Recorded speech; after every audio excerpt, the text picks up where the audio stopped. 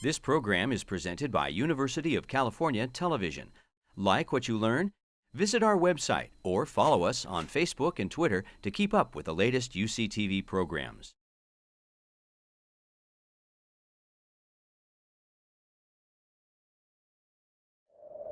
The same religion that's capable of hideous acts of destruction can also be capable of moments of healing, of restoration, and of hope. But educate a girl, and you educate her entire family. There is a sun within every person. When that anger sets in, write it. Write the letters, but don't send them. You never want to leave concrete proof of insanity.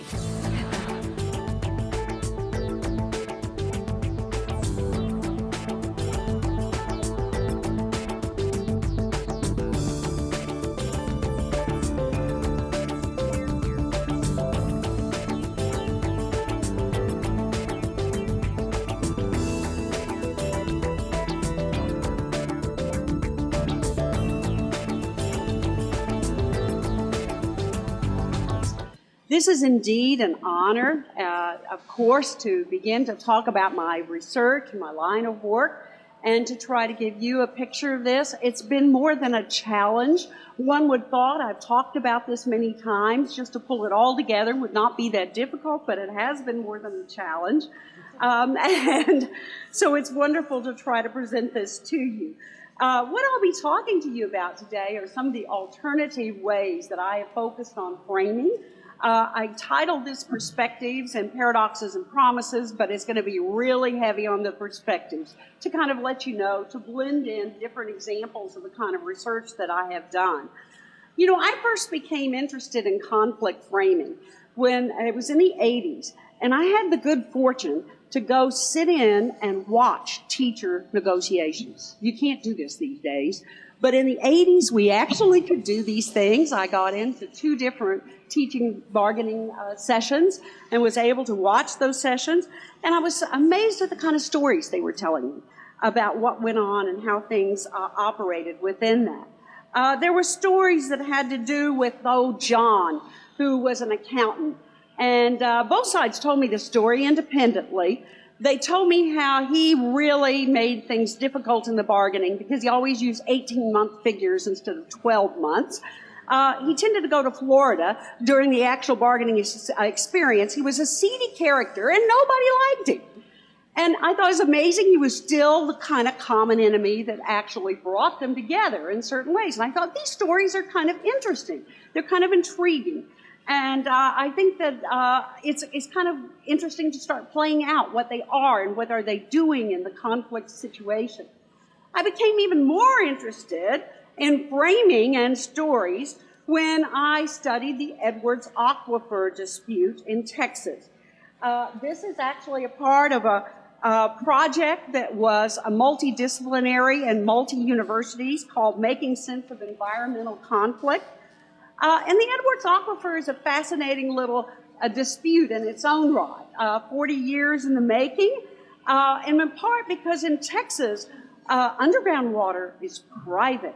Surface water is public. So what do you have? You have a lot of law of the biggest pump.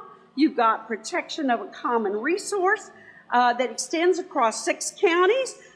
This culminated in a heavy amount of disputes that became very public, as well as going on in a variety of hearings from the 1980s and 90s. There were debates around, well, let's just rename it a river. Well, that didn't go over very big. Let's have a few lawsuits from the Environmental Protection Agency on endangered species. Well, that actually made a mark. Finally, the federal government issued an edict to the state legislature to create a regional water association. But that was, of course, after a catfish farmer moved into the area and took 100,000 gallons of water a day out of the aquifer. So interesting, there were lots of vivid stories and vivid representations of this dispute. The media framing, and I'll be talking a little bit about that today, although that's not the main thrust of my work, was very vivid and colorful. It certainly added to the polarization about what's operating in here. Warring urban versus rural rural factions involved, us versus them, storm brewing in the West, feuding interest. A lot of the media coverage of it also cast this conflict intractable, and that meant it was things like failed plans, hitting dead ends, stymied efforts. Characterizations of each of the disputants involved in this were also quite vivid. Farmers making statements, well, you can have my water after you peel my cold, dead hand off the pump. So these are in our newspaper articles, they're in our media, and they're framing. They're framing what the conflict is about. They're helping those involved, as well as stakeholders who read them and public audiences, define what the situation is. So my work is essentially taking on these notions of framing and stories and trying to unpack them around certain conflict theories, and particularly conflict framing theories. Before I go into that, I want to talk a little bit about conflict itself, get a common definition of that, so that we kind of come together on that notion. I define conflict as holding perceived incompatible goals, values, interests, and actions that might be taken. The parties interested in a conflict are mutually interdependent. They need each other. If they didn't, they'd just walk away. They have a common resource they're working with, they have common goals or common actions, or they just walk away from it. Also, the parties can block each other's interest involved in that. Conflict, by definition, is also very paradoxical. And that means that it involves a lot of oppositional tensions that are built into it, which is another reason why some of it evolves as it does. Some of those oppositional tensions are cooperation in order to get the goal you want or get a settlement. And at the same time, you've got competition as to which one you want involved in it. And they're simultaneously pushing and pulling on each other. The same is true for trust. Usually parties trust each other enough. They're at the table, they're working together, they're trying to get hearings, they're trying to work things out, but they don't trust each other a whole lot. And those two are in tension. People usually are revealing information by concealing. Interesting enough. So there's a lot of paradox involved in here, and I call conflict as kind of a tightrope. You're kind of swinging, and you don't want to swing too much to one direction, too much to the other direction. You want to find a way to take it and tack that sailboat the right way, instead of ending up in what we would call escalation. Escalation is when that conflict spirals out of control, when it's very difficult for the parties to get control and settle it and come up with options for it, but you don't want to be exploited. So there's your other side of that. So there's continually a de-escalation, escalation kind of tension that operates in it. And I'm very interested in the patterns that create some of this and how those get managed through communication. Let me situate my research approach. First of all, my work is primarily in the area of organizations, labor management disputes, interorganizational communication between different organizations involved. I do not do work in the area of international socio-political conflicts. I believe those are important. I'm not sure they operate the same way. And in this way, I look at the definition and nature of the problems that people are working on and trying to define as they go. I also look at the issues that develop, sense-making that goes on, and the courses that disputants take over time. I believe that the contextual features are really very important in conflict situations. However, I believe they are brought in to the conflict by those involved in them. They are not deterministic. And to give you an example of that, my two teachers' bargaining groups worked under the same state law, Public Law 217. They had the same labor regulations. They had the same kind of constraints about what they could bargain and what they couldn't. They were working under ways in which they actually had contracts that were administered by the same labor relation boards and so forth. But one of them had a 30-page contract with only the bare minimum of things that had to be there. The other one had 150 pages. And they were under the same state laws constraints. So there's a lot of what I would say, constructing of this process, even under regulations. So people pull in those context features a lot into how they're developing the conflict. My work is more ethnographic, discourse-based. I dig deep into things. I'm looking for detailed tracking and mapping of kinds of patterns that might be there for generative insights, as well as for testing out the literature and the work that's been done. In terms of methods, I do much more in terms of content analysis. I also look at interaction analysis and some discourse analysis I'll talk about, as well as some kind of rhetorical approaches that people have brought to bear on the interaction processes. Finally, some of the work that I've employed is more what I would call emergent. Other is more strategic. So I'll be giving you examples of both of those as I go through some of the research projects that I've done. Let me begin by kind of giving you an overview. So first I'm going to be talking just in general about interdisciplinary and communication work on framing and frames. Very massive, a lot of work out there in a variety of disciplines, sociology, psychology, certainly in public, in political science, and in a variety of, I would call, social science disciplines have drawn on framing.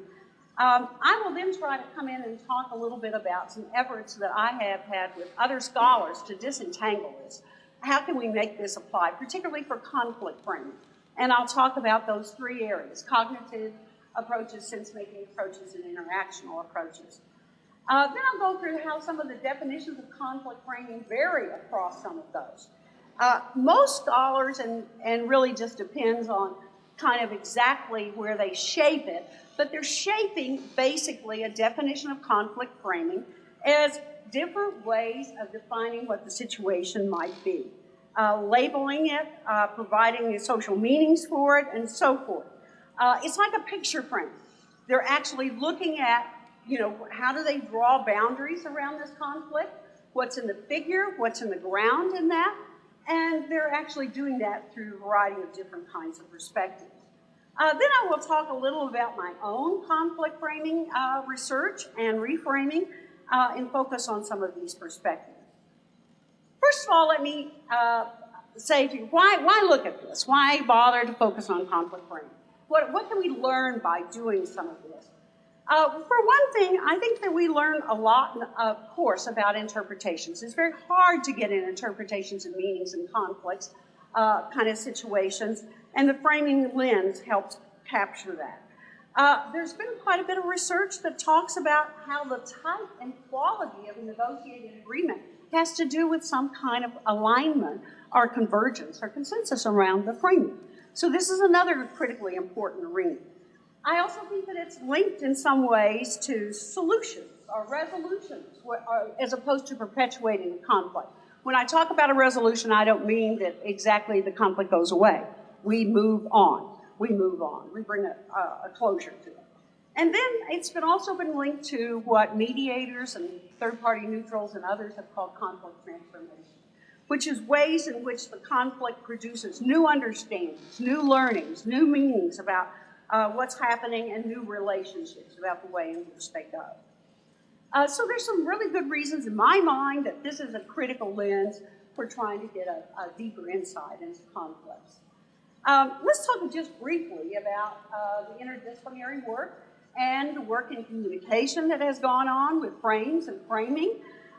This goes way back in the literature, certainly back into the 30s, with cognitive frame theory that was developed back then, knowledge schemas, and we'll talk more about these in just a minute. Strategic devices. Knowledge schemas are actually looking more at perception structures, prototypes, knowledge stored in memory, and so forth. The strategic devices are looking much more at social movement work and how you create a master frame to get a lot of different folks to follow or become part of that movement to fit with political interest. And the cognitive framing is much more, the first one was developed more in artificial intelligence and work from some of that. So we've got three kind of long-scale kind of interdisciplinary traditions around approaches to frames and framing, not conflict framing per se, but frames and framing. Communication research has had a lot of work on framing. A lot of it has come in media framing, looking at how media, how journalists actually produce packages of frames that actually cast the nature of a story. using keywords, stock phrases, photos, captions, quotes, headlines, all of those things as packages for the way that they frame the thematic structure of news presentation. Also, media effects work has looked at audiences and the nature of audiences in terms of their agenda setting and their values and how that's developed. So that has been a major factor. Interpersonal communication has also looked at meta-communication and ways in which this came from Gregory Bateson's work, ways in which different small cues that people demonstrate can tell you how to interpret what a set of actions are. You've got two kids who are struggling with each other and you're saying, are they fighting? Are they playing?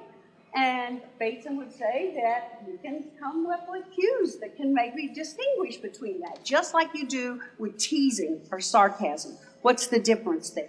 And these are meta cues of how to read that situation. And that has been very dominant in a lot of the work in interpersonal communication. Turning to conflict framing, early on, I tried to kind of tease out what's going on with this work. It's starting to bubble up. There's a lot of it. What are the different perspectives on some of this? In 1992, I worked on a piece that came up with three perspectives. Decision heuristics, which is the heuristics that a negotiator uses to make shortcuts in making decisions involved in a conflict, very cognitively based, but heavily rooted in Tversky and Kahneman's orientation of prospect theory, but interesting kind of framing work that was going to develop at that time. Frame categories, where people are trying to come up with what are the kinds of frame categories that are out there, and then how do they impinge in certain kinds of conflict situations. And my own work started off with issue development. How do issues change over time? And I'll talk to you a lot more about that in a minute. In a conflict situation, if you track them, what happens to the nature of issues? As a result of some of that and critiques of it and so forth, later on in 2007 involved in this, or 2009, we went to a workshop that all of us worked very hard on trying to, let's come up with meta, paradigmatic ways of trying to figure out what conflict framing is. So we actually added to what had been done earlier. What is it that gets framed? What are they framing when they talk about that? And what is the nature of the framing process that's part of that? That work has evolved into three different perspectives on framing that I'll present to you. This work is being done again interdisciplinarily by management scholars, psychology scholars, as well as by communication and conflict-related scholars in sociology. But you can get a picture of some of this. This parallels what we talked about in terms of the interdisciplinary. The cognitive approaches are more heavily based on knowledge structures, mental representations of language. They fit into kind of schemas or approaches. And the decision heuristics fits into this, focusing heavily on biases and perceptions that might develop. The sense-making work is really a combination of cognitive and interactional work. It's focusing much more on enacting meanings and how do those meanings get enacted. What are the frame categories that are producing the nature of those meanings? What kind of scripts are involved in some of those? What are the behaviorally, socially constructed, fluid ways in which they change over time and how? So it is both cognitive and interactional. The last approach has been done more heavily by communication scholars, although more recently by management scholars. There are a number of them that are into this, using interaction as a basis for it. And that's how do you negotiate a frame together? How do you put that frame together? What if I track actions, reactions, actions to the reactions, and I'm looking at the framing process, how are we building this frame together? It's grounded in action. How are we performing it in the talk? How is it ongoing and fluid? And how does it begin to define what the conflict episode is? So we took this and actually made some reading on what is it that gets framed within this as a basis of trying to do this work and build theory about what's going on within this work. And we came up with four big things that were a basis for that. Issues, which was my early work. I've done a lot of work on issue management and topics. That's substantive issues, topics, agenda items, proposals, counter-proposals involved in it. But identities are also being framed within this. These are self, social categorization, and identity theory, constructing self, face management. A lot of face management goes on in some of this. Developing interest and rights. What is an interest is my underlying needs. What are my underlying needs, and how can I communicate them with you? Relationships. Certainly that examples I gave about the Edwards Aquifer, where people are characterizing all the other members of the stakeholder groups, is a very much relational thing. Is it positive? Is it negative? How does it set off conflict parameters, punctuate what's going on within it? Bill Donahue has done a lot of work on what he calls relational order framing, which is the way people move towards each other, away from each other, or with each other in the conflict situation. And he codes those around actions and interactions that are involved in it. So the last part is looking at conflict process itself. People do frame that. They talk about what it is. What is it we're doing? What are we engaging in? Is this a negotiation? If so, what kind of a negotiation is it? Is it a conflict episode that is actually trying to find a way to reach a common ground, or is it something trying to really find a way so that we never have to work with each other again? So what is the nature of that? Often people do that in the cognitive arena by looking at ritualistic behaviors that might be in that. Scriptedness. For example, Schrank and Abel's notions of like ordering at a restaurant. Well, a lot of people believe negotiation is just as scripted. If you don't come in tough, if you don't ask for far more than you need, you violated the script. And there's a lot of work that kind of shows that that is true. It will kind of fall apart by the nature of some of that. So the cognitive work is kind of focused much more on the framing in light of that. Sense-making work is focused more on how do people understand what they're doing. What's the reflexive interpretation of that? In my own work, and you'll hear about some of this, we did a lot on stories, retrospective stories, to try to focus on some of that. Interactional framing is what are the markers in the talk? What is actually going on in the talk? How does the talk evolve over time? Some of you who are linguists would see this as more what we call speech acts. How does language act? How does language do something?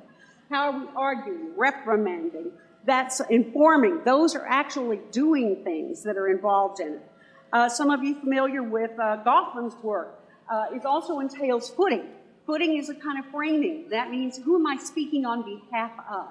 Who am I speaking? And when I say to you, Mom says you should come in out of play, I'm speaking only on behalf of Mom. I'm just the deliverer of the message. And people sometimes look at those involved in the way in which interaction processes work. So my work that I'm going to start with is going to be this early work that I did in the teacher's bargaining with interaction development and trying to look at the sequences of interaction over time and phases and stages and how they evolve. The kinds of questions that I asked in doing that type of work, as well as the rest of our actual studies I'm going to report on, which is an environmental framing study and the writer's strike, really is looking at how do those interaction patterns, language use, sense-making, patterns of framing occur. How do they evolve over time? How are they creating options? How are they reframing, redirecting kinds of things that might be happening in the dispute? Okay, let me talk with, if you look at this approach called the interactional approach, the definition of framing is a little bit different. You hone in on different things, and we talked about those just a little bit, and I'm going to deal with the teacher's school board issues there. Some people look at teacher school board bargaining very much like this. Haven't we seen this before? Haven't we been down that path before? And a lot of negotiations often repeat themselves a lot in the ways in which they operate. The particular ones that I studied actually were two different school districts, and they weren't repeating themselves, interesting enough, because each time they're doing it, they're creating something new about how they deal with the nature of their contract and the nature of their kinds of policies and practices. There was a rural and urban school district. We were involved in about 64 hours of observation of negotiation sessions, as well as they let us attend their caucuses, which was pretty amazing. The teachers, we broke up, the researchers, my research team, we broke up. Some of them were at the administrator's caucus and some were at the teacher's caucus. We all went to school to learn shorthand because they wouldn't let us videotape the actual negotiation.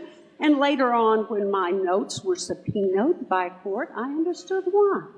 And I could say, gee, they're just my notes. And I didn't have to give them over to a subpoena in a grievance suit. Anyway, we did as much near verbatim dialogue as possible.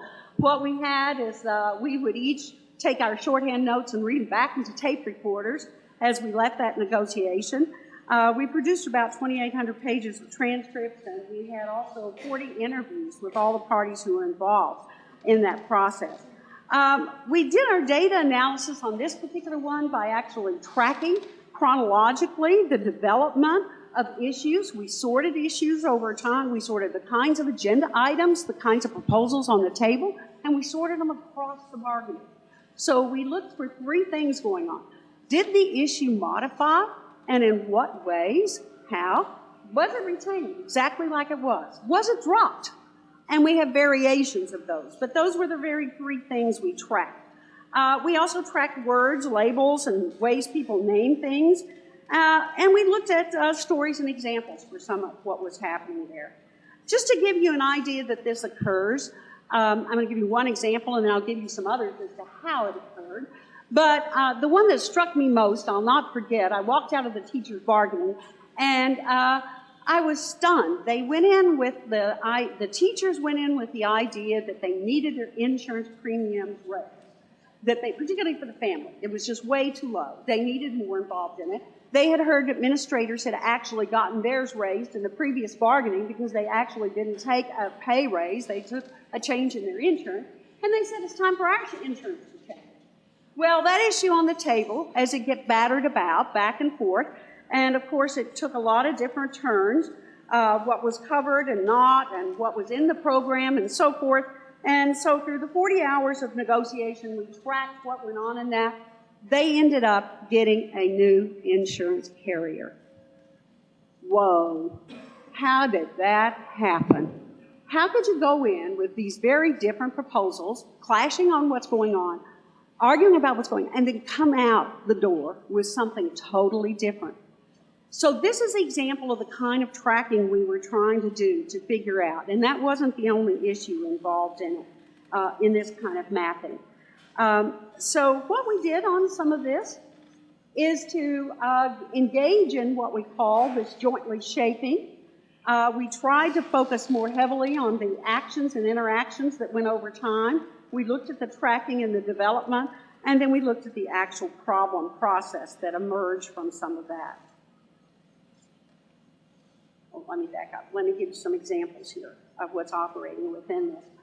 One of the things that the teachers did in this particular interaction that went on is they came in with a notion, for example, that the framing that was going on, or the kinds of sub-issues that they were developing, were something they could totally create, come from scratch.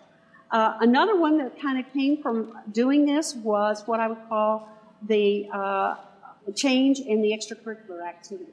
And what we did is we tracked arguments over time regarding the nature of the teachers wanting to have equal pay between men and women in extracurricular activities. Well, of course, the administrators came back and said, are you kidding me? They do twice as much work, the men do, as the women. Why would we pay you? We pay for what you do. We don't pay for the fact that you just need to be equal or equity. Well, you can imagine this was around a Title IX potential suit, how volatile that kind of thing was. And what came out of that kind of issue, and we tracked where it occurred, how did it enter in that someone said the fairness is not the pay, the fairness is the sport. Why are women's sports treated so differently than men? Why is it that you have many more hours of basketball, many more games going on, and it is so different than the men's?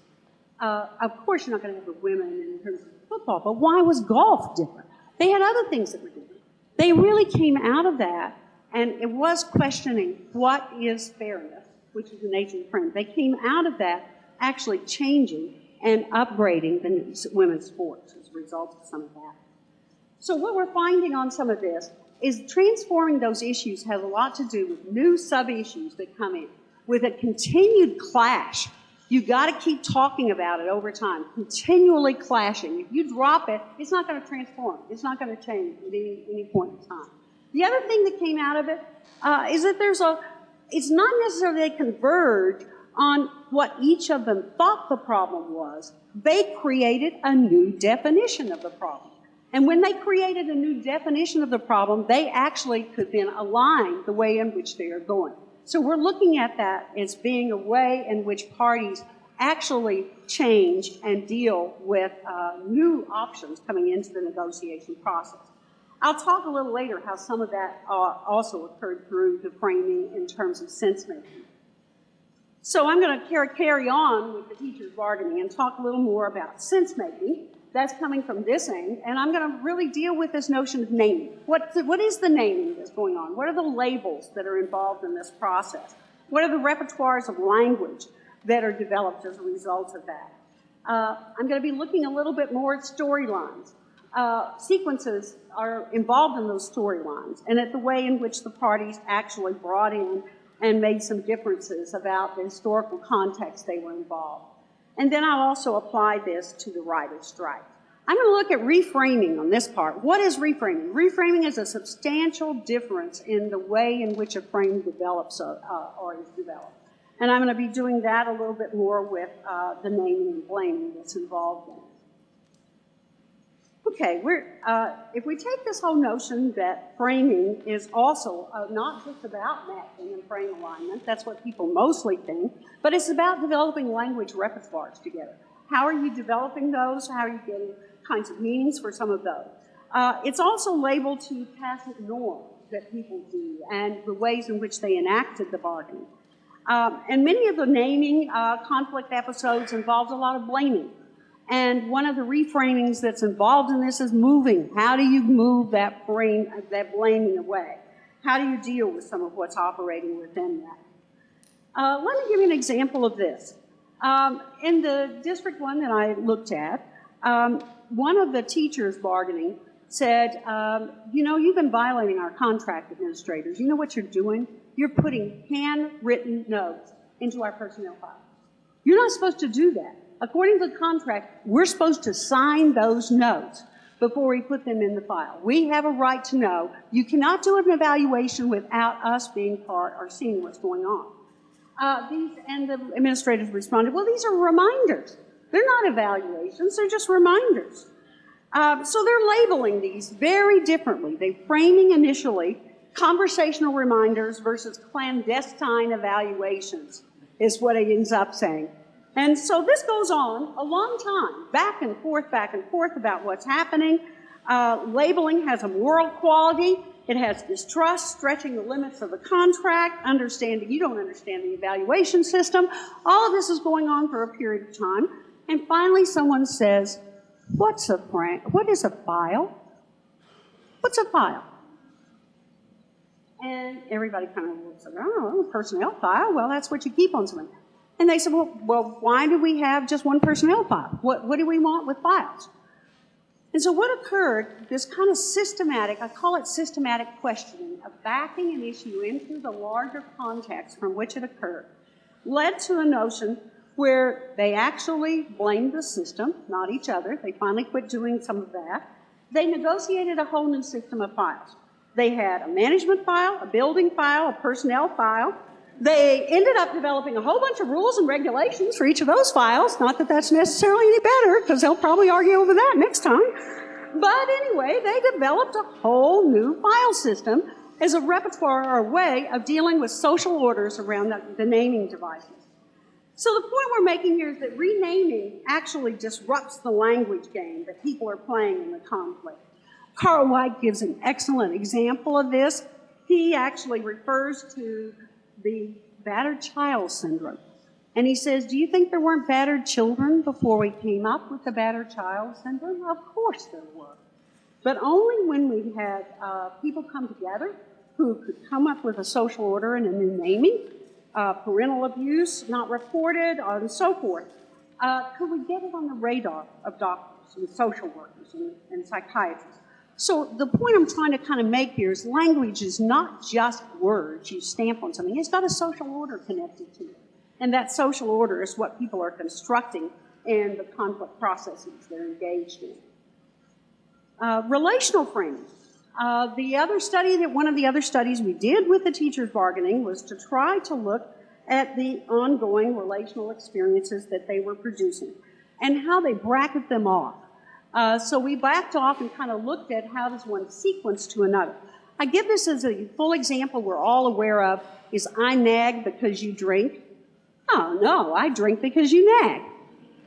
And the whole kind of cause-effect set of relationships that go on are just dominant through conflict. I'm doing this because you do that. No, I'm doing this because you do this.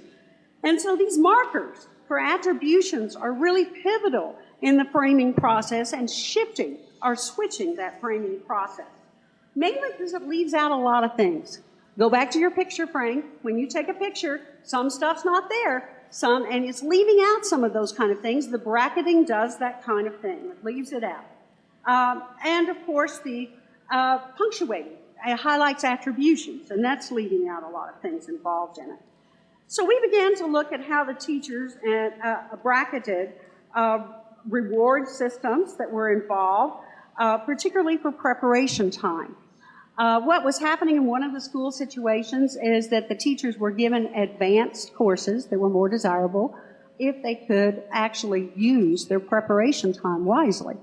The teachers really didn't appreciate that. Many of them felt like that it was a kind of discriminatory way of issuing that. The administrator said, some of you just don't do preparation time well. You're not getting it done and then you come and complain to me you have to work all night to get this prep done for this advanced course, and you're just not using it effectively. Again, they kind of went back and forth on their punctuation and their bracketing. And finally, someone raised the question, well, what's the norm for the number of preparations, and how does it vary across different schools? Is it the same for middle schools, for high schools, for junior high schools involved? As they began to talk about that, they realized it wasn't. They also realized it really wasn't preparation, it was scheduling. It was a person doing the scheduling and assigning it that was causing the preparation time. And so they began to punctuate differently and bracket differently what was involved in the preparation process, and as a way of that began to deal with their conflicts differently. Storing and restoring is another way that people have actually looked at bracketing, particularly in terms of whole story frames that go on and beginning to put those into enacted stories. I have one little enacted story that came during one of the teachers' bargaining that is really a kind of interesting one because I think it brings in the larger historical context that was operating. I went to the administrators' caucus, and I did it after the teachers reneged on an offer.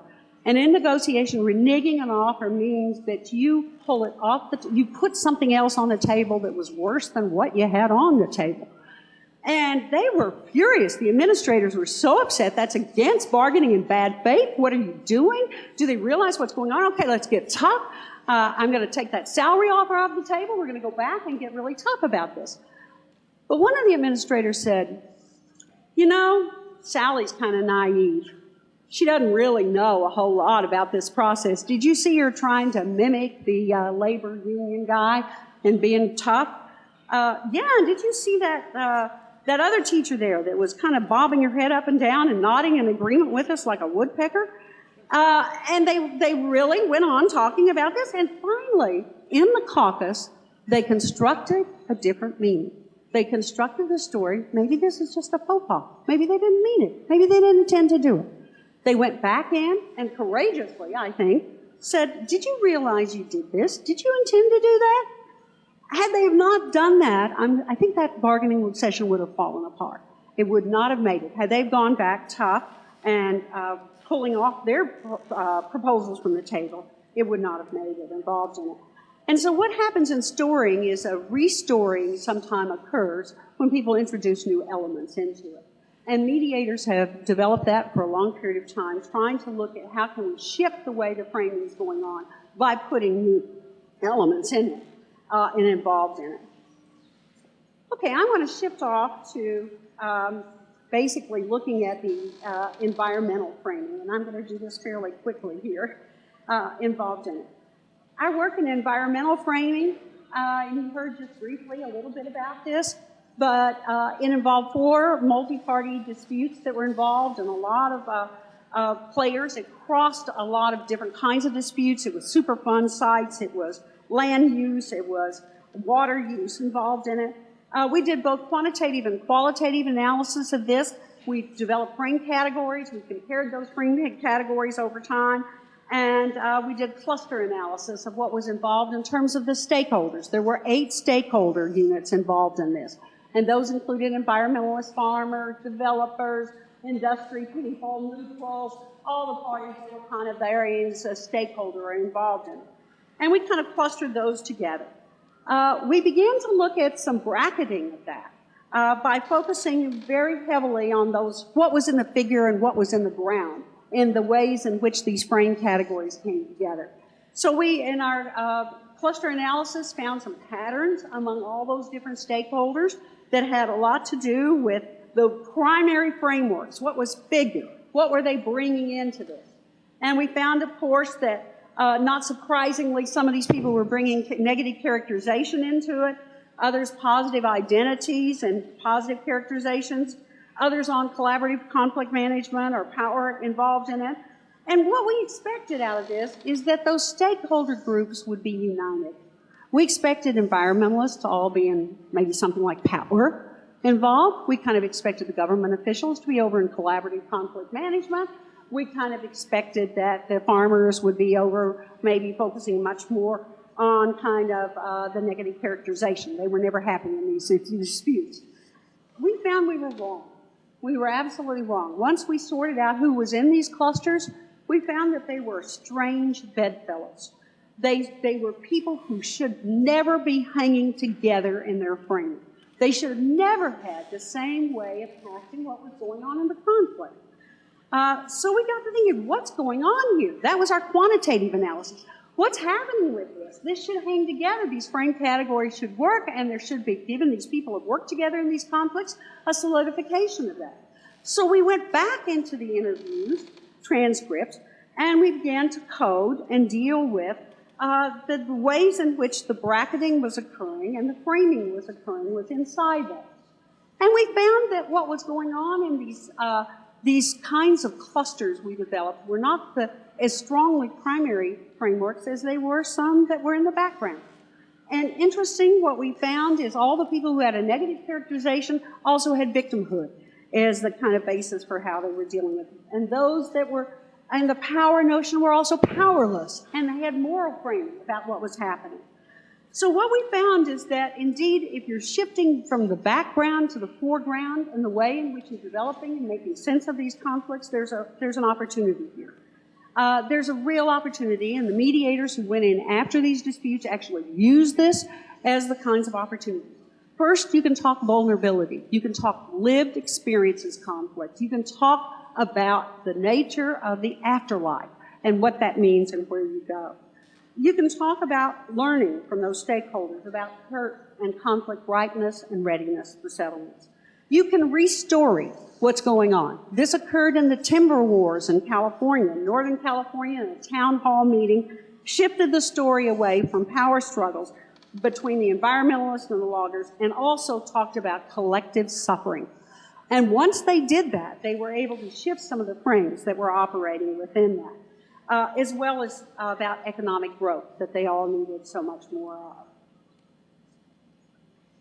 The last one, and I will make this brief, that I want to talk about also considers sense-making, but I'm going to the writer's strike.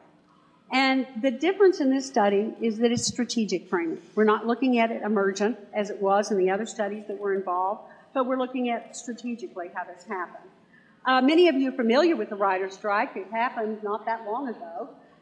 It was a very costly strike. If you look at the number of times, number of days involved, and the amount of money and so forth, the media coverage, for the most part, historically, of unions is not good. You look at it, there's articles written on it, a lot of media framing analysis of it.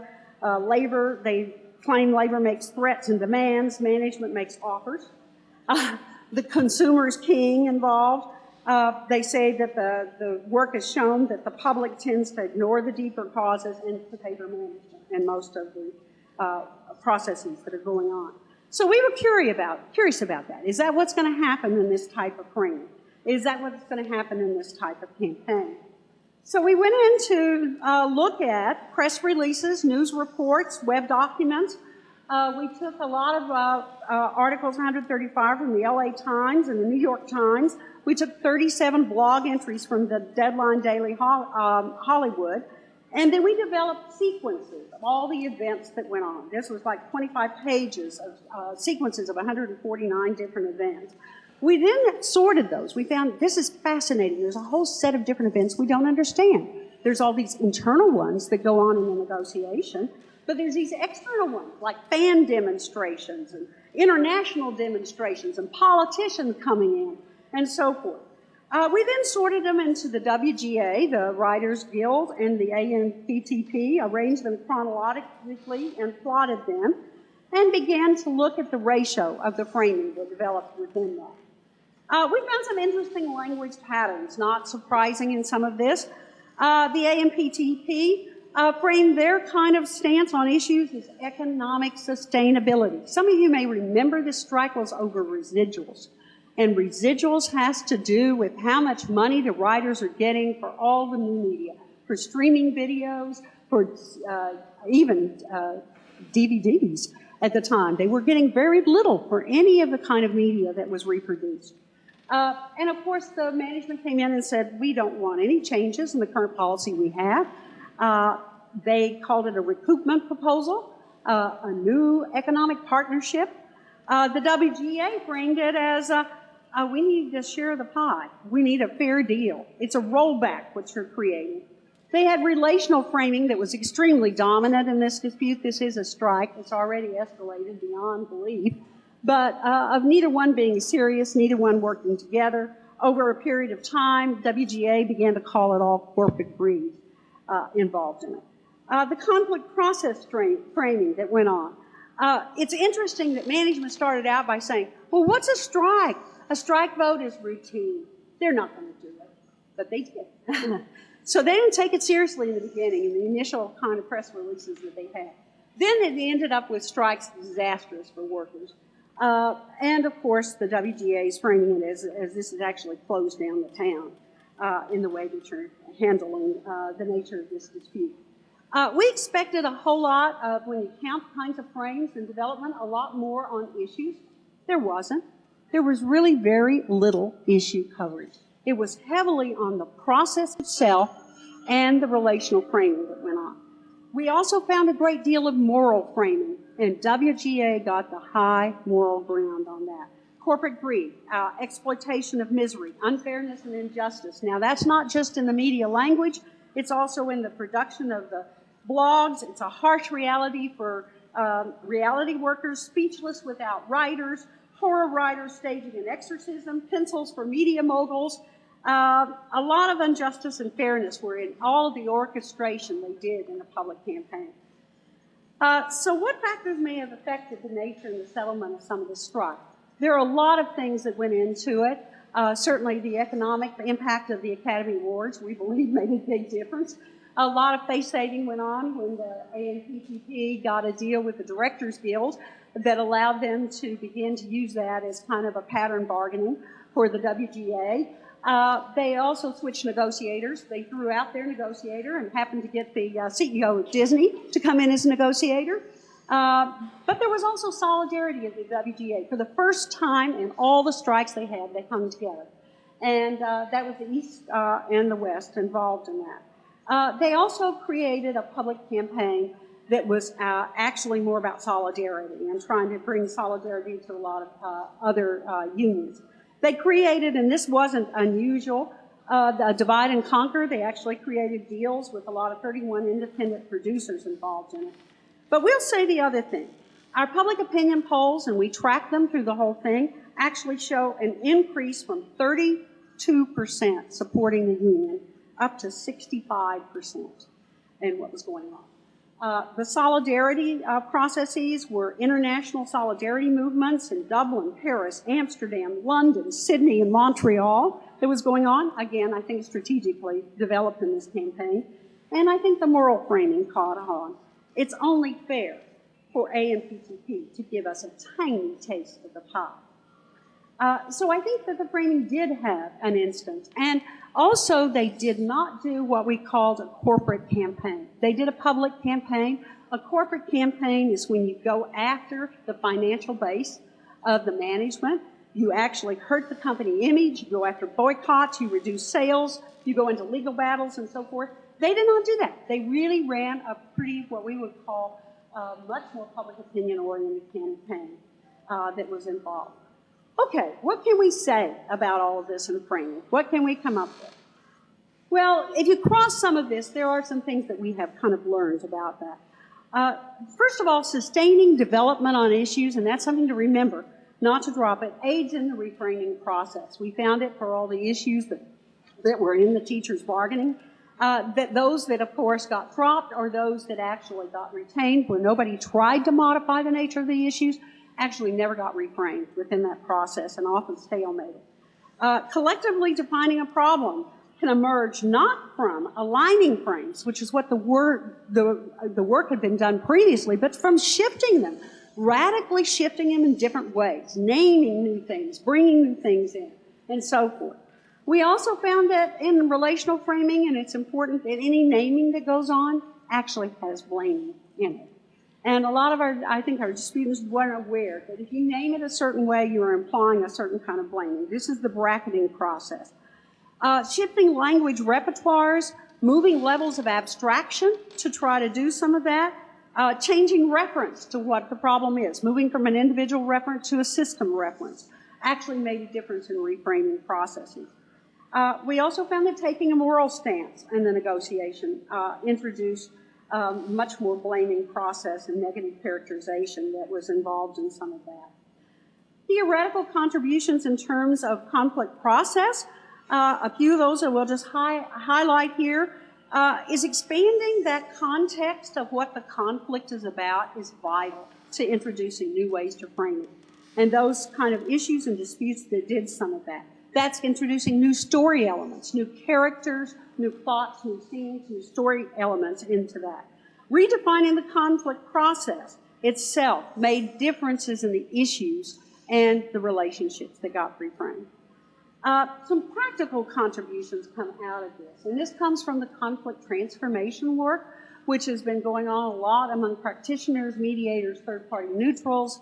There's a new book coming out with Keith Pellett called Conflict Transformation that's actually 2 volumes that is actually looking at different ways people transform the nature of these conflicts. And there's several chapters in there on framing.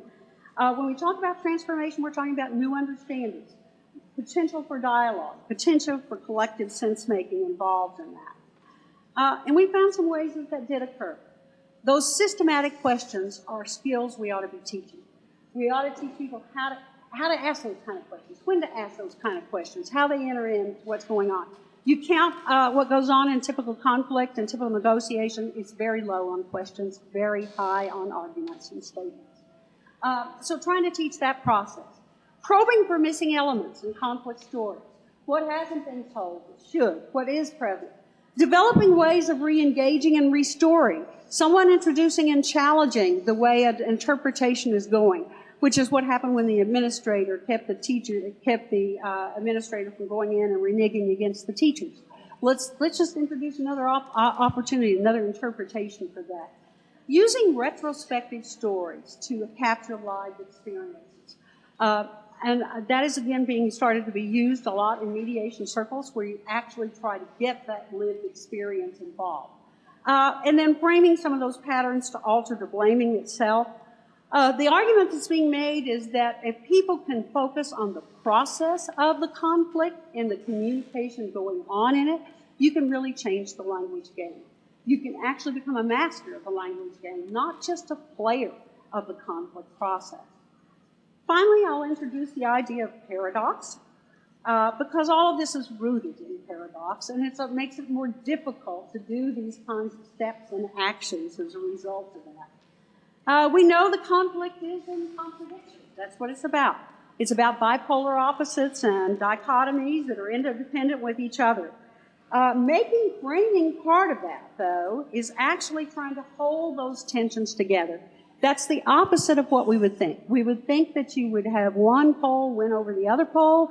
Again, that doesn't work as well. Keeping them together, we call it conflict differentiation, allows you to differentiate and decide, what is this conflict really about?